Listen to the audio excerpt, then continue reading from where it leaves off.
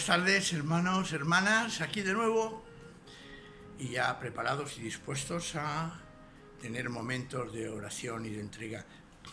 Qué duda cabe que orar no es solamente mostrar sentimiento, orar no es solamente tampoco mostrar una rigidez lógica, mental. Orar es la unión de sentimiento, de entrega, de raciocinio, de conocer la palabra de Dios. El tema que hoy os propongo como motivo de oración es un tema que, de alguna manera, plantearlo puede parecer un poco extraño. Me quiero basar en un pasaje que el otro día estuve leyendo en el Evangelio de Juan, en el capítulo 10, en el versículo 16, y que dice así, dice, tengo todavía otras ovejas que no están en este aprisco, a las que también debo de atraer. A mí me gusta mucho este matiz, ¿no? Debo de traer, no, debo de atraer, es decir, como ese imán que atrae, que seduce y que te lleva a un lugar, ¿no? Dice, escucharán mi voz y habrá un solo rebaño bajo la guía de un solo pastor. La atracción de Cristo. Normalmente oramos por aquellas personas que son conocidos por el Señor, oran por los hermanos, por la familia. Pero, ¿os habéis planteado una pregunta? ¿Puede haber personas que sean de Cristo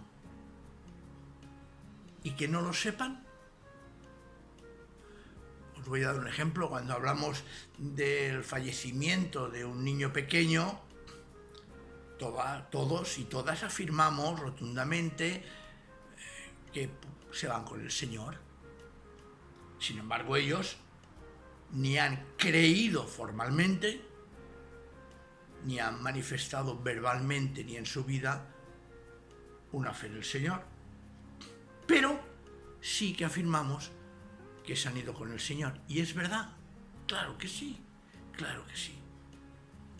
Entonces la pregunta que planteo esta noche es precisamente para que sea después un motivo de oración. Es decir, ¿puede haber personas que sean de Cristo y no lo sepan? Yo personalmente creo que sí. Aunque esto pueda ser muy difícil, porque la verdad es que si aceptamos que hay personas que se creen de Cristo realmente y no lo son, es el otro lado de la moneda. Lo contrario también puede ser. Repito, puede haber personas que piensan que son del Señor, pero realmente no lo son. Y la otra cara de la moneda es personas que son del Señor y no lo saben. Pero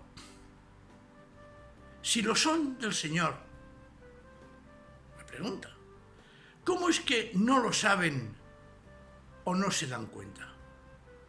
Mirad, hay una cantidad enorme de resortes psicológicos, mentales, situacionales, voy a decirlo también, traumáticos, de vivencias, de presiones, que realmente puede influenciar mucho en nuestro comportamiento y en nuestra conciencia.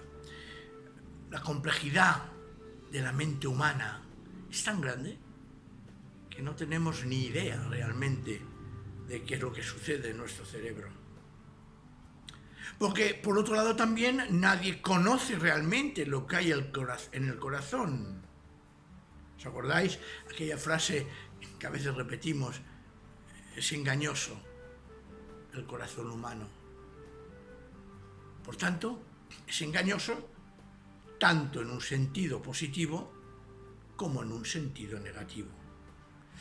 Yo recuerdo, y alguna vez lo he citado más de una vez, de un hombre mayor, que iba a la iglesia, venía a la iglesia a la que yo empecé a asistir de jovencito, y era un hombre que siempre decía que no creía. Aquella persona tenía un resorte, había vivido unas situaciones durante la Guerra Civil Española, porque aquel hombre había sido perseguido precisamente por sus formas de ser, por haber nacido en una familia que entonces se llamaban rojos. Y esa persona se lo llevaron a un reformatorio regentado por personas religiosas, sacerdotes, curas, monjas, etc. Y la situación que vivió era tremendamente complicada. Claro, cuando salió, él automáticamente, como defensa, como consecuencia, no quiso saber nada de la fe, de la religión ni de las iglesias. Sin embargo, una persona que al casarse con su esposa era creyente, y entonces empezó a asistir a la iglesia. Acudía, venía, escuchaba y ya está. Sin embargo, sucedió que cuando su esposa caía enferma, estaba delicada, y no asistía a la iglesia, él por su cuenta iba a la iglesia y escuchaba y le gustaba. Sin embargo, nunca, y digo nunca, dio un paso de fe. Alguna vez sí que había dicho, hombre, pues yo igual creo, pero nunca lo dijo ni lo hizo formalmente. Aquel hombre murió. Claro, el planteamiento es tremendo. ¿Qué fue de él delante del Señor? Claro, y esto hace pensar, quizás esa persona en su fuero interno llegó a ser del Señor, pero por una serie de resortes, de complicaciones, de situaciones psicológicas mentales, nunca llegó a confesarlo. Y esto a mí me ha hecho pensar en una situación, una escena que todos conocéis, porque la hemos citado también muchísimas veces, en los caminantes a Emaús. Todos sabemos lo que pasó. Cristo había resucitado, los discípulos estaban esperando y encerrados en una habitación en Jerusalén, y ellos dos, que seguramente no serían de los 12, cansados, desanimados, toman el camino a una aldea cercana de Jerusalén que se llamaba Emaús.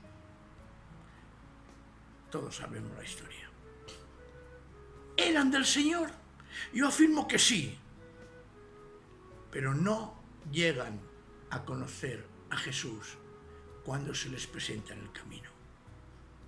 ¿Eran del Señor? Sí, porque ardía el corazón ante la palabra de Jesús, pero no sabían nada más. ¿Eran del Señor? Sí, porque su actitud ante Jesús, de que se quede cuando es el momento de noche y que tienen que volver o pueden quedarse en algún lugar, en el mesón, y Jesús hace ademán de irse, ellos le invitan a quedarse. ¿Eran de Jesús? Sí, pero no lo sabían. Mirad, aquellas personas, habían convivido con Jesús y se encuentran con que a la hora de la verdad no lo reconocen. Es posible que quizás algunos de nosotros, algunos de los que viven entre nosotros, algunas personas que han pasado por nuestra iglesia, es posible que algún familiar nuestro, es posible que algún amigo haya realmente encontrado al Señor y ellos no lo sepan hasta que no hay un punto de inflexión en que realmente toman conciencia de que es así. Yo recuerdo mi propia experiencia es así. De alguna manera yo seguía en la fe en la Iglesia Católica como creyente y seguía las reglas, las normas. El Señor estaba trabajando tremendamente conmigo.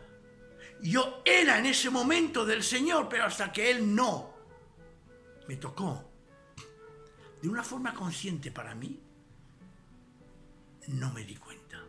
¿Cuántos de nosotros muchas veces nos encontramos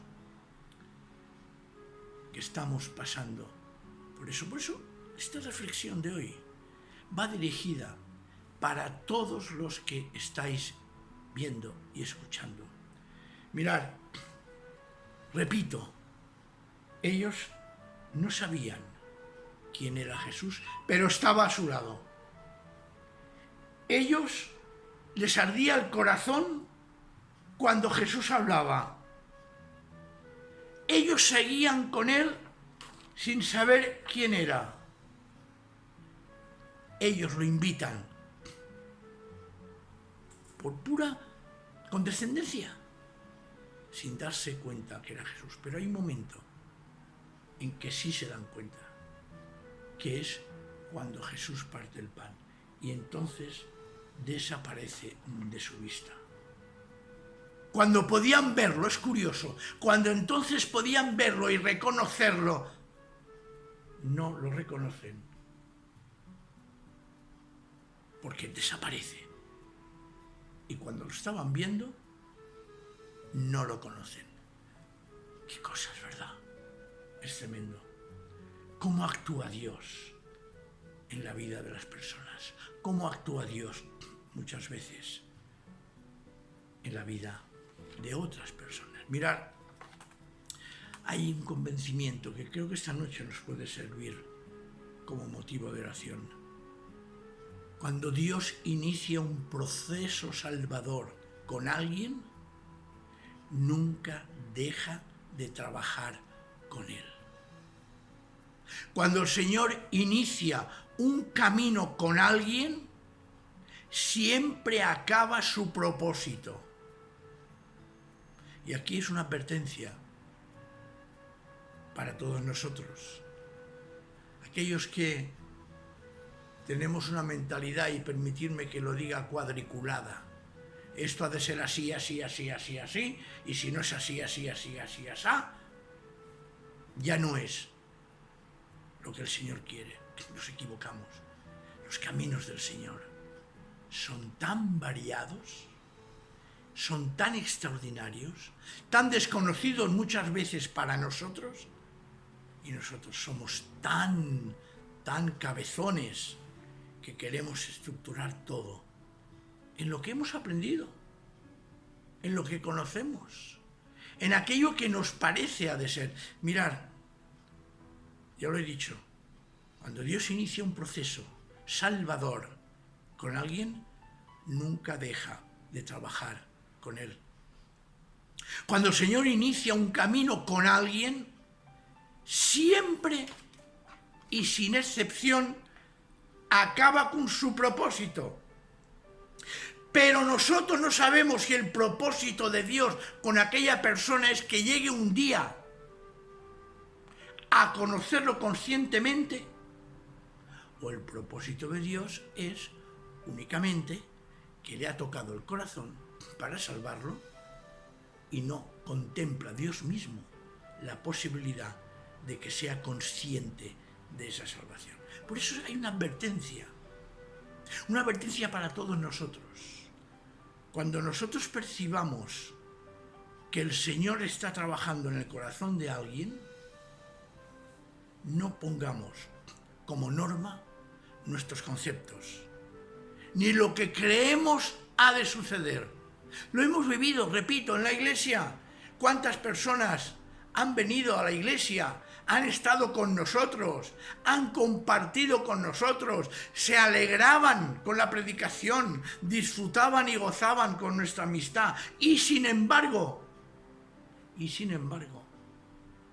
cuando yo personalmente les preguntaba, oye, acepta al Señor en tu corazón, ellos me decían, más tarde, ya lo haré, no es el momento.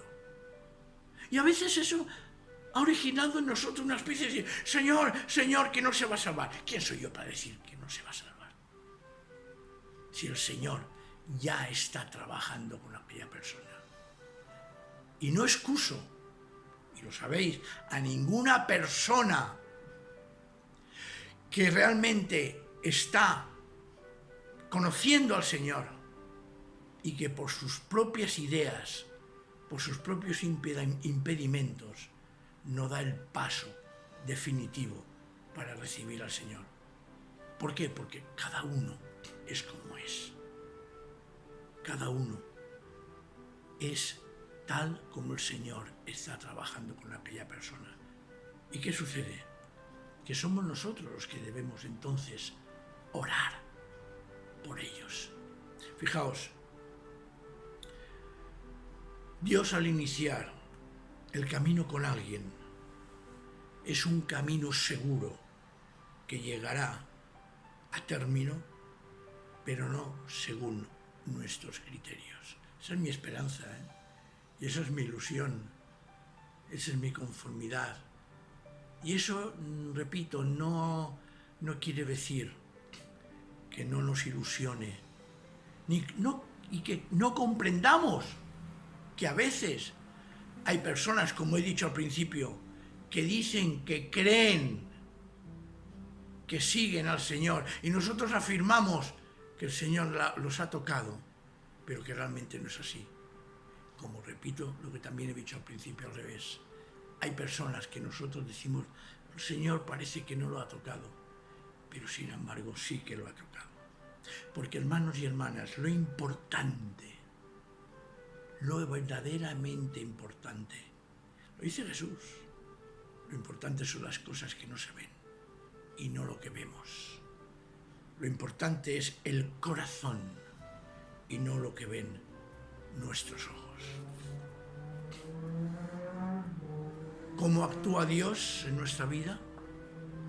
¿Cómo actúa Dios en la vida de los demás? ¿Cómo actúa el Señor con una forma realmente inexplicable? Y por otro lado, ¿quiénes somos nosotros para juzgar cómo el Señor actúa en los demás? Mirad, repito, la salvación no depende ni siquiera si lo ves o no lo ves. Repito, para que esta noche lo tengamos claro, clarísimo. Hay personas que son del Señor y no lo saben, y qué pena, ¿verdad? Y qué pena. Hay personas que están siendo tocadas por el Señor, pero por mil y un motivo no acaban de tomar conciencia de ello. Y hay personas que condenan a otros por su exterior y no por lo que hay en su corazón. Así que yo quisiera que esta noche, en nuestra oración, pongamos delante del Señor no solamente a aquellas personas que son nuestros hermanos, que conocemos, que vivimos, que nos relacionamos, que hablamos por teléfono, que nos vemos en la iglesia. No solamente por ellos.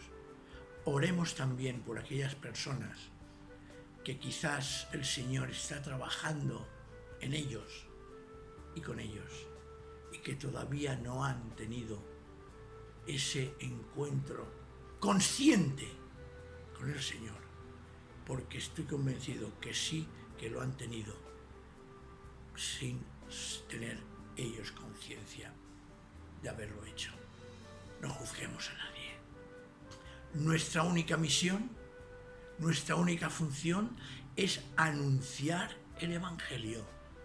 Nuestra única función, nuestra única misión es dar un testimonio real, cierto y auténtico de la obra de Cristo por cada uno de nosotros. Lo demás, cómo el Señor trabaja en el corazón de cada uno de nosotros, es cosa del Señor. Es cosa del Señor. Así que oremos.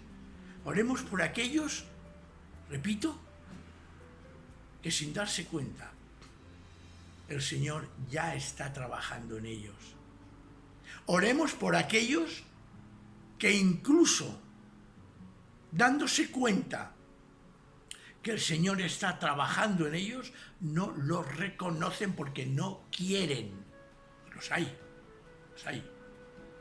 Y oremos por aquellos, por nosotros mismos, entre nosotros, para que sigamos dejándonos llevar por los caminos que el Señor tiene preparados para cada uno.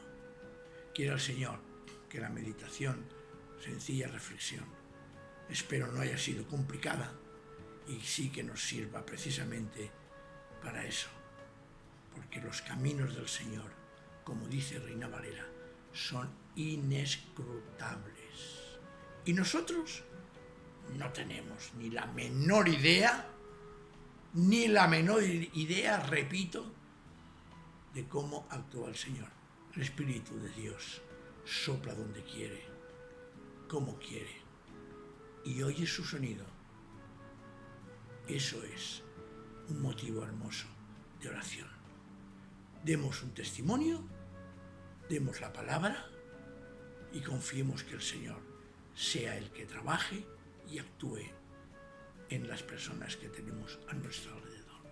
Momentos de oración, hermanos y hermanas. Momentos de poner delante del Señor todo esto.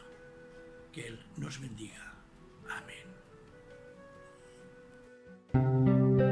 Un soldado a casa hoy regresó y un niño enfermo se curó.